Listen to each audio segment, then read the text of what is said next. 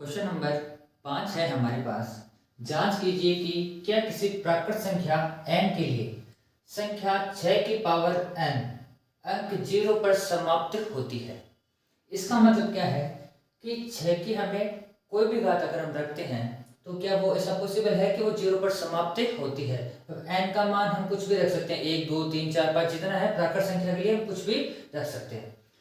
तो हम यहाँ पाएंगे कि जब हम 6 के अभाज्य गुणनखंड करते हैं तो उसमें से दो चीज आ रही है, एक तो 2 आ रहा है और एक 3 आ रहा है। अगर यह संख्या 6 की पावर n किसी भी प्राकृत संख्या के लिए अगर शून्य पर समाप्त होती है, इसका मतलब वो किसी विभाजित होगी 5 से विभाजित होगी। लेकिन हम यहाँ पे जब इसके अभाज्य गुणनखंड करते हैं तो हम देख पाते हैं कि इसके अभाज्य गुणनखंड सिर्फ क्या है, 2 और 3।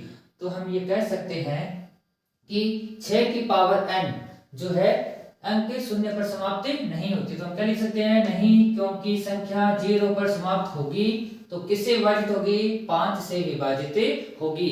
लेकिन हम जब इसके अभाज्य गुणनखंड करते हैं तो सिर्फ यहाँ केवल 2 और 3 ही क्या है, अभाज्य गुणनखंड है, अर्थात इसके अभाज्य गुणनखंडों में 5 का कोई स्थान नहीं है। तो हम ये कह सकते हैं कि 6 की पावर n किसी भी प्राकृत संख्या के लिए जो शून्य पर समाप्त नहीं होती है। क्वेश्चन नंबर 7 है हमारे पास। किसी खेल के मैदान के चारों ओर एक वृत्ताकार पथ है। इस पथ का एक चक्कर लगाने में सोनिया को 18 मिनट लगते हैं, जबकि इसी मैदान का एक चक्कर लगाने में रवि को 12 मिनट लगते हैं। मान लीजिए वे दोनों एक ही स्थान और एक ही समय पर चलना प्रारंभ करें और एक ही दिशा में चलते हैं, तो कितने समय बाद वे प्रारंभिक स्थान पर मिलेंगे। इस प्रकार के क्वेश्चन में हमें क्या करना होता है, पहले क्वेश्चन समझते हैं। एक वृत्ताकार मैदान दे रखा है जिसके एक सोनिया और रवि दोनों चक्कर लगा रहे हैं। सोनिया को एक चक्कर लगाने में 18 मिनट लगता है, यानी 18 मिनट में वो वापस उसी बिंदु पर आ जाती है, जबकि रवि एक चक्कर में जो है 12 मिनट लेता है। यानी हम कह सकते हैं रवि की स्पीड है सोनिया से क्या है, ज्यादा।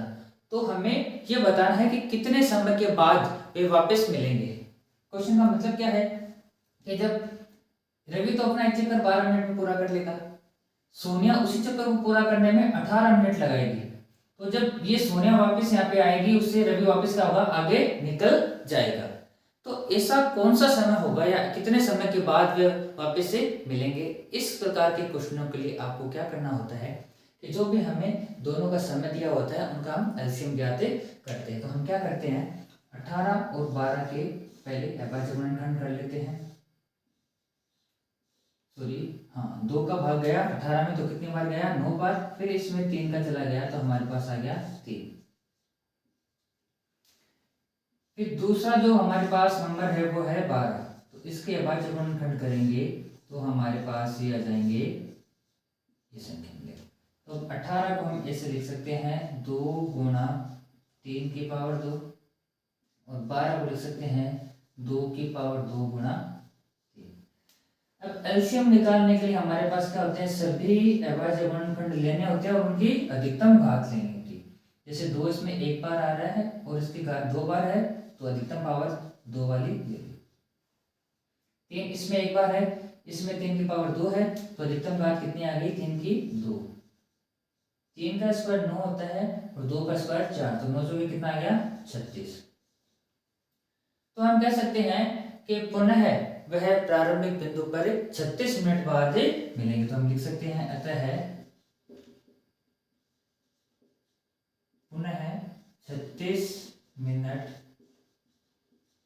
बाद मिलेंगे।